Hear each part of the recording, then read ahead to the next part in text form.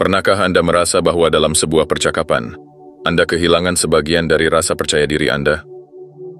Mungkin itu terjadi ketika Anda merasa harus terus menjelaskan keputusan Anda, meminta maaf tanpa alasan, atau menyetujui sesuatu yang sebenarnya tidak Anda inginkan. Hal-hal kecil ini tampaknya sepele, tetapi jika dibiarkan, mereka bisa mengikis cara Anda melihat diri sendiri dan bagaimana orang lain memandang Anda. Kepercayaan diri sejati bukanlah tentang berteriak paling keras atau selalu mencoba menyenangkan semua orang. Sebaliknya, itu adalah tentang bagaimana Anda menghargai diri sendiri dan bertindak berdasarkan nilai-nilai yang Anda yakini. Disinilah kebijaksanaan para filsuf Stoik, seperti Marcus Aurelius, menjadi relevan. Mereka mengajarkan bahwa kekuatan sejati terletak pada kendali atas pikiran, tindakan, dan prinsip kita sendiri, bukan pada upaya untuk memuaskan ekspektasi orang lain. Dalam pembahasan ini, kita akan mengupas 5 kesalahan sosial yang seringkali membuat seseorang terlihat tidak percaya diri dan bagaimana menggantinya dengan kebiasaan yang mencerminkan ketenangan dan keyakinan. Perjalanan ini bukan tentang menjadi sempurna, melainkan tentang menjadi lebih autentik dan percaya diri dalam menjalani hidup Anda. Mari kita mulai. Mari kita. 1. Mencari validasi dari orang lain. Mencari validasi dari orang lain mungkin terlihat seperti sesuatu yang normal. Kita semua, pada titik tertentu, ingin diakui, dihargai, atau sekadar merasa diterima. Namun, di balik kebiasaan ini ada jebakan tersembunyi yang bisa menggerogoti rasa percaya diri Anda.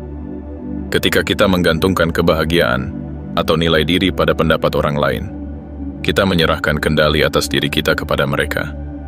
Ini bukan lagi tentang apa yang benar-benar kita rasakan atau yakini, melainkan tentang bagaimana kita ingin dilihat oleh orang lain. Pikirkan saat Anda memposting sesuatu di media sosial, mungkin sebuah pencapaian atau momen kebahagiaan. Pada awalnya, Anda merasa bangga dan puas. Tetapi seiring waktu, Anda terus memeriksa ponsel, berharap ada lebih banyak like atau komentar yang menguatkan perasaan itu. Jika jumlahnya tidak sesuai harapan, Anda mulai meragukan diri sendiri. Apakah pencapaian ini sebenarnya tidak cukup penting? Apakah Anda salah menyampaikan kebahagiaan Anda? Tanpa disadari, validasi eksternal ini mulai mengontrol perasaan Anda, dan kepuasan diri yang seharusnya muncul dari dalam justru tergantikan oleh kecemasan dan keraguan. Filsafat Stoik memperingatkan kita tentang bahaya menyerahkan nilai diri kepada opini orang lain. Marcus Aurelius, salah satu tokoh besar Stoik, berkata, Anda memiliki kekuatan atas pikiran Anda, bukan atas kejadian di luar diri Anda. Sadarilah ini, dan Anda akan menemukan kekuatan sejati. Ketika kita terus-menerus mencari persetujuan dari orang lain, kita sebenarnya memberikan kendali kepada mereka. Mereka menjadi penentu apakah kita cukup baik, cukup sukses, atau bahkan cukup bahagia. Namun, kenyataannya, pendapat mereka seringkali bersifat sementara, dangkal, dan tidak benar-benar mencerminkan siapa kita. Jebakan mencari validasi ini tidak hanya terbatas pada media sosial. Dalam kehidupan sehari-hari, kita sering melihatnya dalam bentuk lain. Meminta pujian dari teman untuk memastikan bahwa keputusan kita benar, menjelaskan berlebihan agar orang lain menyetujui tindakan kita, atau bahkan mengorbankan kebutuhan kita sendiri demi diterima dalam kelompok. Semua ini adalah bentuk ketergantungan pada persetujuan eksternal yang secara perlahan dapat mengikis rasa percaya diri dan otonomi kita.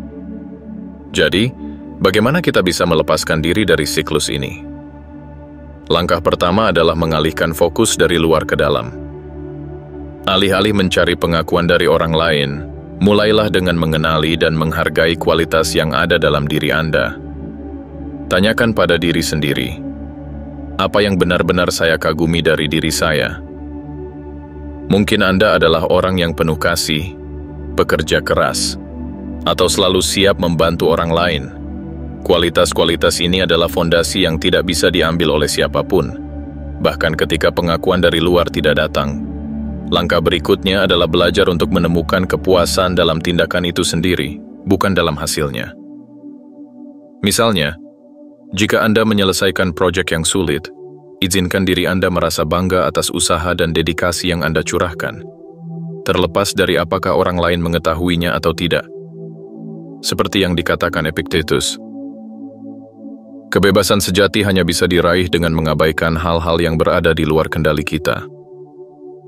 Memang, melepaskan kebutuhan akan validasi tidaklah mudah, terutama di dunia yang begitu terobsesi dengan angka dan pengakuan publik. Namun, setiap kali Anda menolak dorongan untuk mencari persetujuan eksternal, Anda sebenarnya sedang memperkuat otot mental Anda. Anda sedang belajar untuk lebih menghargai diri sendiri, bukan karena apa yang orang lain katakan, tetapi karena siapa Anda sebenarnya. Pada akhirnya, kepercayaan diri sejati tidak berasal dari jumlah like di media sosial atau pujian dari teman-teman Anda. Itu berasal dari hidup selaras dengan nilai-nilai Anda dan menghargai diri Anda tanpa syarat. Ketika Anda berhenti mengejar validasi dari orang lain, Anda akan menemukan kebebasan sejati, kebebasan untuk menjadi diri sendiri tanpa batasan atau ketergantungan. Inilah kekuatan yang tidak bisa diambil oleh siapapun, karena itu berasal dari dalam diri Anda. 2. Terlalu banyak menjelaskan diri. Terlalu banyak menjelaskan diri sendiri seringkali terasa seperti hal yang wajar dilakukan, terutama saat kita ingin terlihat sopan atau menghindari kesalahpahaman. Anda mungkin berpikir bahwa memberikan penjelasan panjang lebar adalah cara untuk menunjukkan niat baik atau memastikan orang lain memahami sudut pandang Anda. Namun, tanpa disadari, kebiasaan ini seringkali mencerminkan ketidakpastian dan keraguan diri. Semakin banyak Anda menjelaskan, semakin Anda terlihat seperti sedang mencari persetujuan atau izin untuk membuat keputusan. Misalnya, bayangkan Anda menolak sebuah undangan. Alih-alih mengatakan dengan sederhana, "Terima kasih, tapi saya tidak bisa hadir," Anda malah merasa perlu menjelaskan panjang lebar tentang jadwal pekerjaan Anda yang padat, kelelahan yang Anda rasakan, atau alasan lain yang menurut Anda bisa membuat orang memahami dan menerima keputusan Anda. Meskipun niat Anda baik, penjelasan berlebihan ini justru memberikan kesan bahwa Anda tidak yakin dengan keputusan Anda sendiri, seolah-olah Anda membutuhkan validasi dari orang lain untuk membenarkannya. Dalam filosofi Stoik, kesederhanaan adalah salah satu prinsip utama, termasuk dalam cara kita berkomunikasi. Seneca, seorang filsuf Stoik, percaya bahwa kekuatan terletak pada kesederhanaan dan kejelasan, bukan dalam kata-kata yang berlebihan.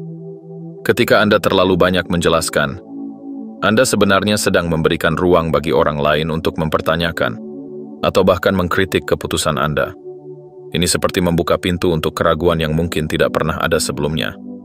Terlalu banyak menjelaskan juga dapat menjadi tanda bahwa Anda merasa perlu membenarkan keputusan Anda agar tidak dinilai negatif. Hal ini menunjukkan bahwa Anda terlalu peduli dengan opini orang lain. Padahal dalam banyak kasus, opini mereka bukanlah sesuatu yang bisa Anda kendalikan. Marcus Aurelius pernah berkata, "Jangan buang waktu dengan berdebat tentang apa yang seharusnya dilakukan oleh orang baik. Jadilah orang baik." Dalam konteks ini, dia mengingatkan kita bahwa tindakan dan keputusan yang diambil berdasarkan nilai-nilai pribadi tidak membutuhkan pembenaran panjang lebar kepada orang lain. Lebih jauh lagi, terlalu banyak menjelaskan dapat menguras energi emosional Anda. Setiap kali Anda merasa perlu memberikan alasan panjang untuk keputusan Anda mengorbankan kedamaian batin demi sesuatu yang sebenarnya tidak penting. Anda mungkin merasa lega sesaat setelah memberikan penjelasan, tetapi dalam jangka panjang, kebiasaan ini hanya memperkuat ketergantungan Anda pada validasi eksternal. Jadi, bagaimana cara menghentikan kebiasaan ini? Langkah pertama adalah dengan menyadari pola tersebut. Setiap kali Anda merasa dorongan untuk menjelaskan sesuatu, tanyakan pada diri sendiri, apakah ini benar-benar perlu?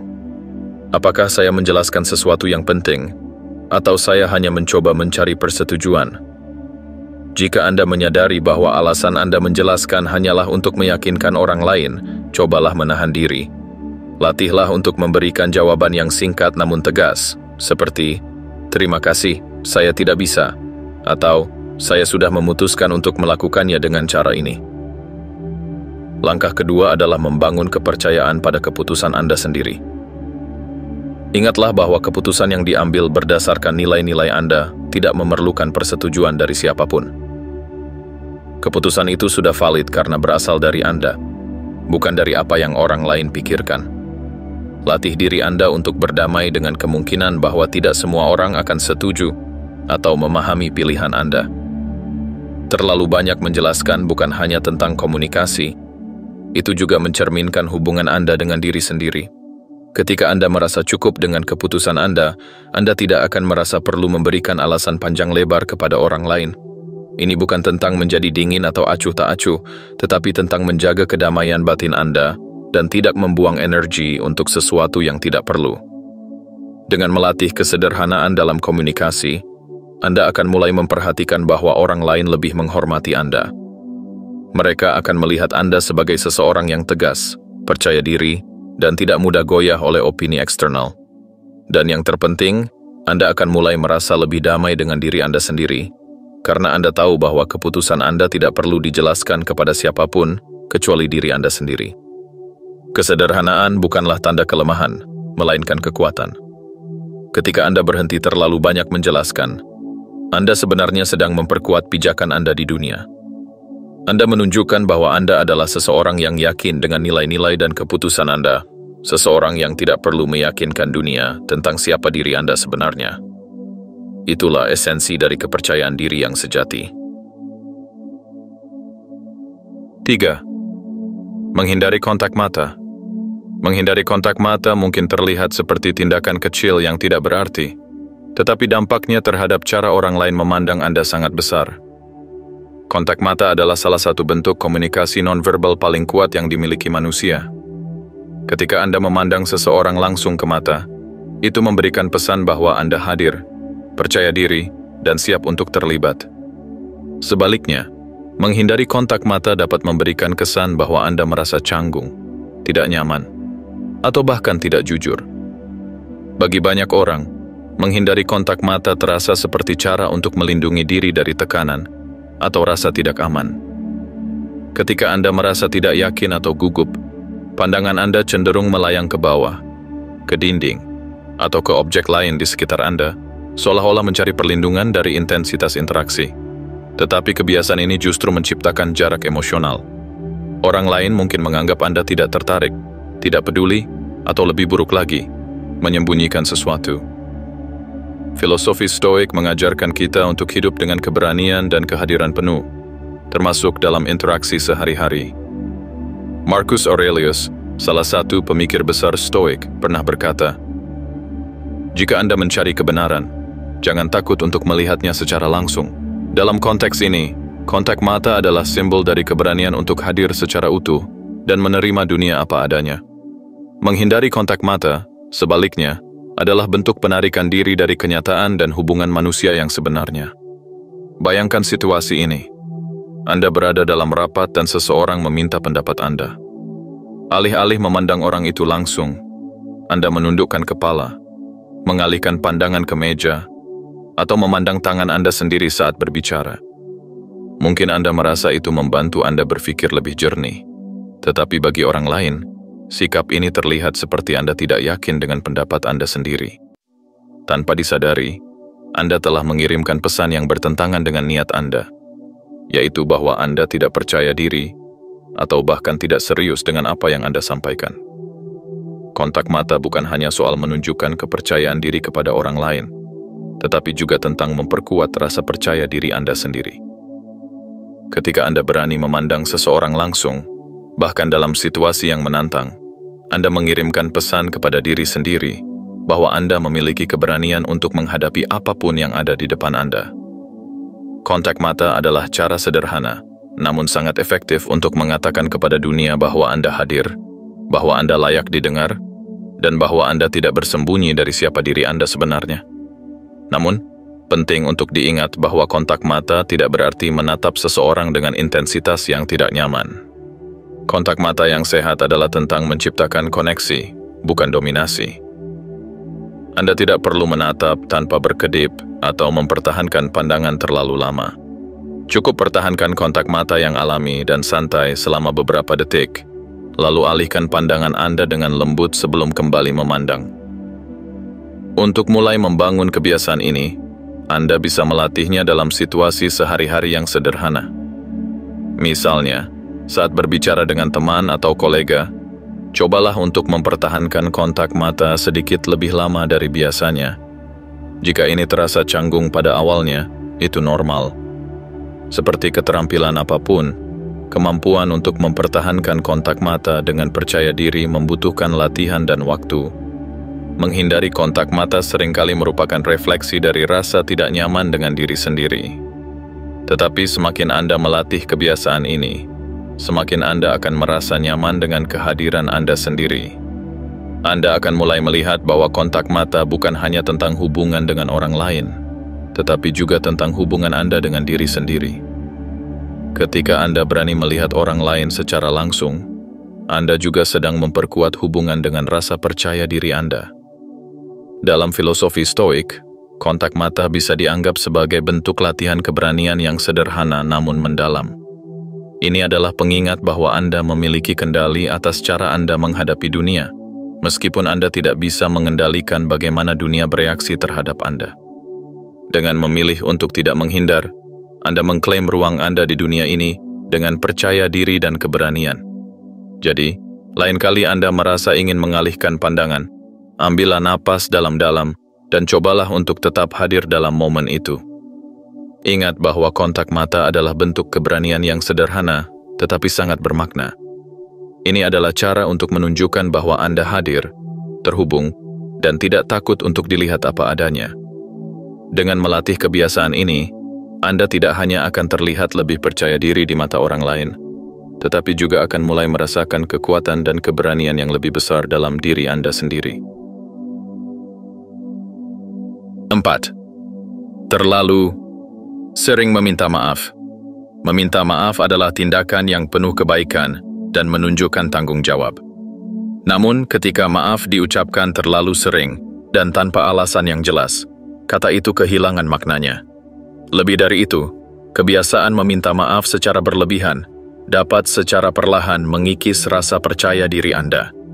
Setiap maaf yang tidak diperlukan secara tidak langsung mengirimkan pesan bahwa Anda merasa bersalah atau berada di posisi yang salah, bahkan ketika tidak ada kesalahan yang nyata. Bayangkan situasi ini. Anda masuk ke sebuah ruangan rapat dan secara tidak sengaja menyela percakapan. Tanpa berpikir, Anda langsung berkata, "Maaf, saya mengganggu." Meskipun sebenarnya Anda hanya melakukan hal yang wajar. Atau, Anda mengungkapkan pendapat Anda di sebuah diskusi, tetapi merasa perlu mengatakan, "Maaf, ini hanya pendapat saya." Dalam kedua contoh ini, Anda tidak melakukan apapun yang salah, tetapi permintaan maaf Anda memberikan kesan bahwa keberadaan atau pendapat Anda adalah gangguan. Ini bukan hanya merugikan cara orang lain memandang Anda, tetapi juga cara Anda memandang diri sendiri. Kebiasaan meminta maaf terlalu sering-sering kali berakar pada rasa takut. Takut membuat orang lain tidak nyaman, takut dinilai negatif, atau bahkan takut konflik.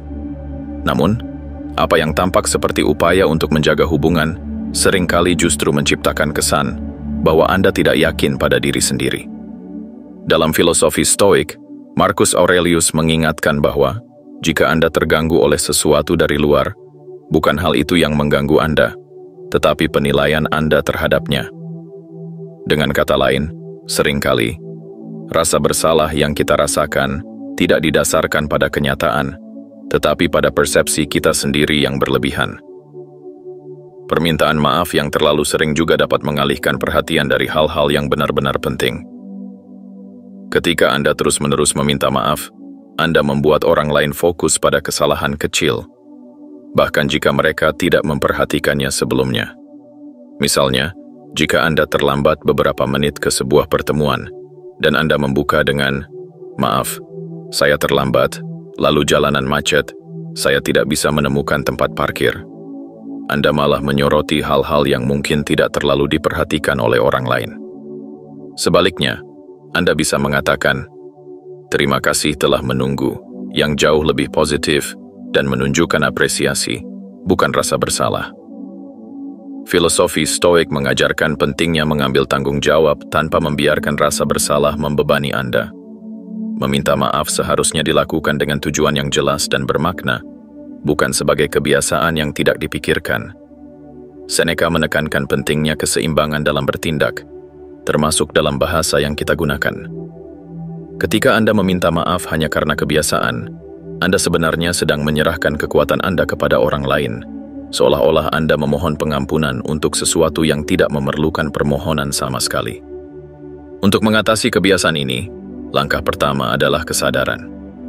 Cobalah untuk mencatat setiap kali Anda mengucapkan maaf sepanjang hari. Di akhir hari, tinjau kembali setiap permintaan maaf tersebut dan tanyakan pada diri sendiri, apakah itu benar-benar diperlukan? Anda mungkin akan terkejut menyadari bahwa sebagian besar permintaan maaf tersebut sebenarnya tidak relevan. Langkah berikutnya adalah mengganti bahasa Anda. Alih-alih meminta maaf, gunakan kata-kata yang lebih positif. Misalnya, jika Anda terlambat, gantilah "Maaf saya terlambat" dengan "Terima kasih sudah menunggu". Jika Anda perlu mengajukan pertanyaan, gantilah "Maaf mengganggu" dengan "Saya menghargai waktu Anda". Perubahan kecil dalam bahasa ini tidak hanya akan mengubah cara orang lain memandang Anda, tetapi juga cara Anda memandang diri sendiri. Penting juga untuk memahami bahwa meminta maaf tidak selalu berarti Anda sopan atau rendah hati. Terkadang, itu adalah tanda bahwa Anda tidak yakin dengan hak Anda untuk mengambil ruang atau menyuarakan pendapat. Ketika Anda mulai menggantikan permintaan maaf yang tidak perlu dengan ekspresi yang lebih kuat, Anda mengirimkan pesan bahwa Anda percaya diri dan menghormati diri sendiri. Namun, ini tidak berarti Anda harus berhenti meminta maaf sepenuhnya. Permintaan maaf yang tulus tetap penting dalam hubungan manusia, terutama ketika Anda benar-benar melakukan kesalahan atau melukai perasaan seseorang. Kuncinya adalah mengetahui kapan permintaan maaf itu diperlukan dan kapan itu hanya refleks yang tidak perlu. Dengan mengurangi kebiasaan meminta maaf secara berlebihan, Anda tidak hanya akan meningkatkan cara orang lain memandang Anda, tetapi juga memperkuat hubungan Anda dengan diri sendiri.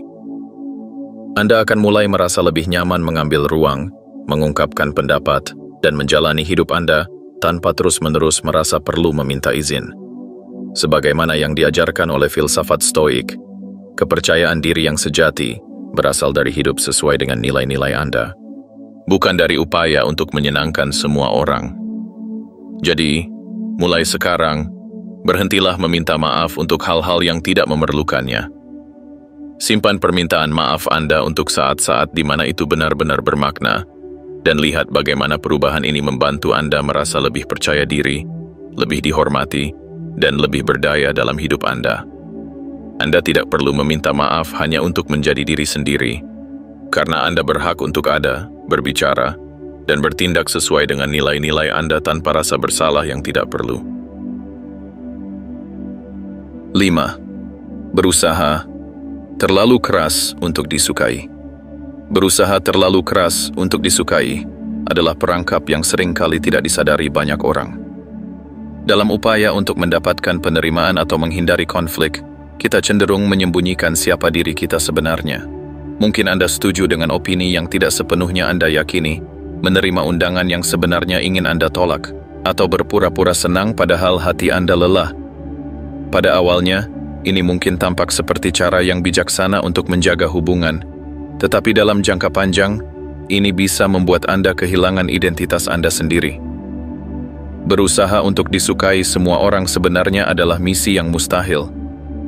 Setiap orang memiliki nilai, harapan, dan persepsi yang berbeda. Ketika Anda mencoba menyesuaikan diri dengan harapan orang lain, Anda pada akhirnya akan merasa lelah, karena harus terus memainkan peran yang tidak mencerminkan diri Anda yang sejati.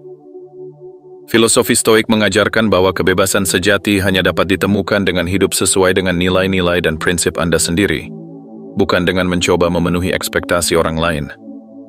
Socrates pernah berkata, cara terbaik untuk hidup dengan kehormatan adalah menjadi diri sendiri. Ketika Anda mencoba terlalu keras untuk disukai, Anda secara tidak langsung mengatakan bahwa nilai Anda bergantung pada pendapat orang lain. Anda meletakkan kebahagiaan Anda di tangan mereka, sehingga ketika mereka tidak memberikan reaksi yang Anda harapkan, Anda merasa gagal. Ini menciptakan siklus ketergantungan emosional yang melelahkan. Bayangkan seseorang yang selalu mengatakan ya, meskipun sebenarnya ingin mengatakan tidak. Mereka menerima pekerjaan tambahan di kantor meskipun merasa kelelahan, datang ke acara yang sebenarnya tidak mereka nikmati, atau menyetujui opini yang bertentangan dengan keyakinan mereka. Mungkin pada awalnya mereka merasa bangga karena dianggap baik oleh orang lain, tetapi lama-kelamaan, perasaan itu berubah menjadi frustrasi. Mereka mulai merasa bahwa orang lain hanya memanfaatkan kebaikan mereka, tetapi pada saat yang sama, mereka tidak tahu bagaimana harus mengatakan tidak tanpa merasa bersalah. Berusaha terlalu keras untuk disukai juga dapat mengorbankan integritas Anda. Ketika Anda terus-menerus menyesuaikan diri dengan harapan orang lain, Anda mungkin mulai kehilangan pandangan tentang apa yang benar-benar penting bagi Anda. Anda mungkin menyadari bahwa Anda telah membuat keputusan yang bertentangan dengan nilai-nilai Anda sendiri, hanya untuk menghindari konflik atau mengejar penerimaan. Dalam jangka panjang, ini bisa merusak rasa hormat Anda terhadap diri sendiri, yang jauh lebih penting daripada rasa hormat dari orang lain. Cara keluar dari perangkap ini adalah dengan belajar untuk menghargai diri sendiri lebih dari pendapat orang lain. Langkah pertama adalah menyadari bahwa Anda tidak dapat menyenangkan semua orang, dan itu tidak apa-apa. Tidak semua orang akan menyukai Anda, dan itu adalah bagian dari kehidupan. Fokuslah pada hubungan yang benar-benar penting bagi Anda, dan biarkan yang lain berjalan apa adanya. Langkah berikutnya adalah membangun keberanian untuk mengatakan tidak ketika diperlukan. Ini mungkin terasa sulit pada awalnya, terutama jika Anda terbiasa menyenangkan orang lain. Tetapi dengan latihan, Anda akan mulai menyadari bahwa mengatakan tidak bukanlah tanda kelemahan atau ketidakpedulian, melainkan bentuk penghormatan terhadap waktu, energi, dan nilai-nilai Anda sendiri. Misalnya, jika seseorang mengundang Anda ke acara yang tidak ingin Anda hadiri, Anda bisa dengan sopan berkata, "Terima kasih atas undangannya, tetapi saya tidak bisa hadir." Anda tidak perlu memberikan alasan panjang lebar atau merasa bersalah atas keputusan Anda. Selain itu, berhentilah mengorbankan opini atau keyakinan Anda hanya untuk menyenangkan orang lain. Jika Anda tidak setuju dengan sesuatu, belajarlah untuk mengungkapkannya dengan cara yang hormat namun tegas. Misalnya, jika Anda berada dalam diskusi dan ada pendapat yang tidak Anda setujui, Anda bisa berkata, "Saya melihatnya dengan cara yang berbeda," atau, "Menurut pengalaman saya, hal ini mungkin berbeda." Dengan cara ini, Anda tetap menghormati orang lain tanpa mengorbankan keaslian Anda sendiri. Filosofi Stoik mengajarkan bahwa kita tidak bisa mengontrol bagaimana orang lain melihat kita, tetapi kita bisa mengontrol bagaimana kita bertindak dan merespons. Ketika Anda hidup sesuai dengan nilai-nilai Anda dan berhenti mencoba menyenangkan semua orang, Anda akan menemukan kebebasan yang luar biasa. Anda tidak lagi merasa terbebani oleh ekspektasi orang lain, dan Anda mulai menjalani hidup Anda dengan lebih autentik.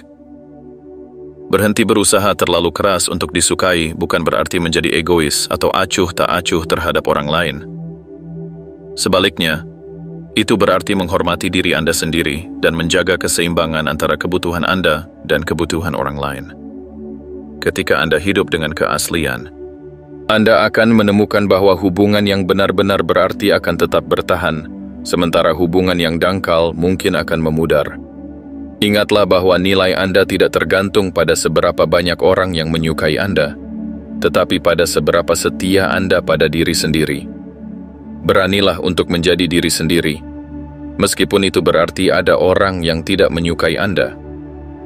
Seperti yang diajarkan oleh Marcus Aurelius, jangan buang waktu memikirkan opini orang lain. Fokuslah pada hidup Anda dan bagaimana Anda menjalaninya. Dengan menjadi autentik, Anda akan mendapatkan rasa hormat dari orang-orang yang benar-benar penting. Dan yang lebih penting, Anda akan menghormati diri Anda sendiri.